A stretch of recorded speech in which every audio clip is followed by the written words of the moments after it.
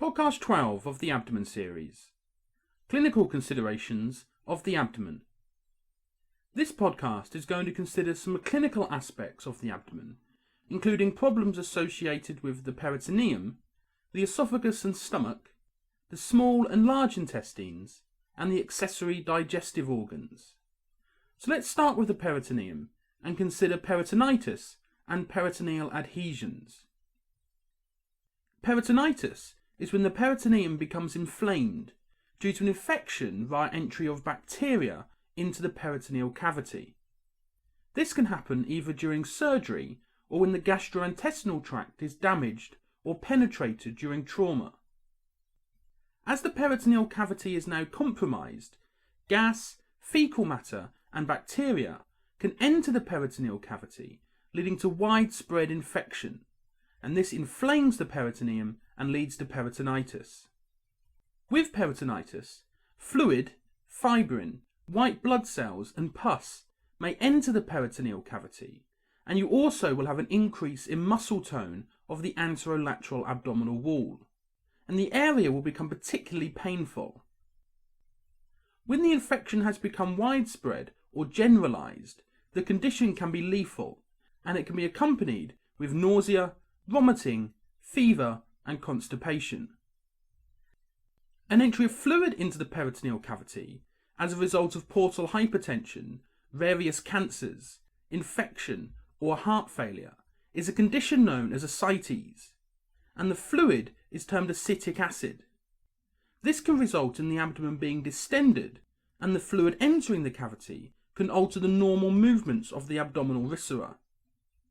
Fluid in the peritoneal cavity can freely move via the paracolic gutters, and the right paracolic gutter can feed fluid into the hepatorenal recess when you're in the supine position, and the left paracolic gutter can feed fluid into the pelvis when you're sitting up. As the peritoneum becomes inflamed or damaged, then its surface can become sticky due to the release of fibrin. As the healing process continues, the fibrin is replaced by a fibrous tissue which forms random attachments between adjacent layers of peritoneum. These attachments are known as adhesions and are commonly found in cadavers when the abdomen is opened up for the first time. They usually occur between the greater omentum and some pieces of small or large intestine, and you may need to cut a piece of the greater omentum to release it and appreciate its normal anatomy. In the living person, adhesions can cause pain as they can affect the movement of chyme or stools through the gastrointestinal tract, as it can become twisted, and a surgical operation is required to sever these links. So now let's turn to the foregut and detail the various types of hernias. In general terms, a hernia is the protrusion of a structure through the wall or fascia that contains it. So for the foregut, we can have a hiatus hernia. So a hiatus hernia is the protrusion of the stomach into the mediastinum via the esophageal hiatus of the diaphragm. These hernias in the adult are usually described as either sliding or paraesophageal. In a sliding hiatus hernia, the superior parts of the stomach, so the fundus and cardia, along with the abdominal esophagus, slide into the mediastinum via the esophageal hiatus.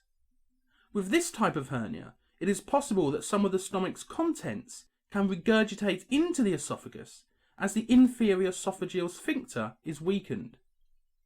With a paraesophageal hernia, the cardia of the stomach remains in its normal position, but a peritoneal pouch containing the fundus of the stomach passes through the esophageal hiatus to be positioned anterior to the esophagus in the mediastinum. In this type, as the cardia remains in its normal position, there is no regurgitation of the stomach's contents. A further type of hernia associated with this region is a congenital diaphragmatic hernia. This type occurs in about 1 in 2,000 newborn infants, and is when the stomach or the intestines pass through a posterolateral defect in the diaphragm, known as the foramen of Bochdalek. The protrusion of some abdominal contents through the diaphragm reduces the size of the thoracic cavity and hinders the development of the lungs, especially the left lung. Due to the pulmonary hyperplasia, or the reduced growth of the lung, the mortality rate of this condition is high, reaching approximately 75%. So now let's turn to a couple of conditions associated with diverticular, either the small or large intestines. An ileal or Meckel diverticulum is found in approximately 2% of the population and is a remnant of the vitelline duct that connected the gastrointestinal tract to the yolk sac. In the person, it is represented by a narrow pouch and is usually located about 60 centimetres from the ileocecal junction on the anti-mesenteric border. This is the border that's opposite to the attachment site of the mesentery. Sometimes the vitelline duct remains attached to the umbilicus via some fibrous cords, and this can cause abnormal twisting of the intestinal loops. If the vitelline duct becomes patent, then a vitelline fistula is formed, creating a continuation between the intestinal tract and the umbilicus, and fecal matter can escape through the anterior abdominal wall. Another type of diverticular observed is in the large intestines, and this is diverticulosis. This is when a series of small pouches, or these diverticula, are observed along the sigmoid colon. They usually occur in middle-aged and elderly people, and if they become infected and rupture, diverticulitis can develop, leading to hemorrhage from the surrounding arteries. They are usually associated with a low fibre diet, as fibre is important in retaining some of the water in the faeces as they pass through the colon. A low level of fibre in the diet makes the faeces hard and dry, and these require considerable increases in intra-abdominal pressure for their removal during defecation.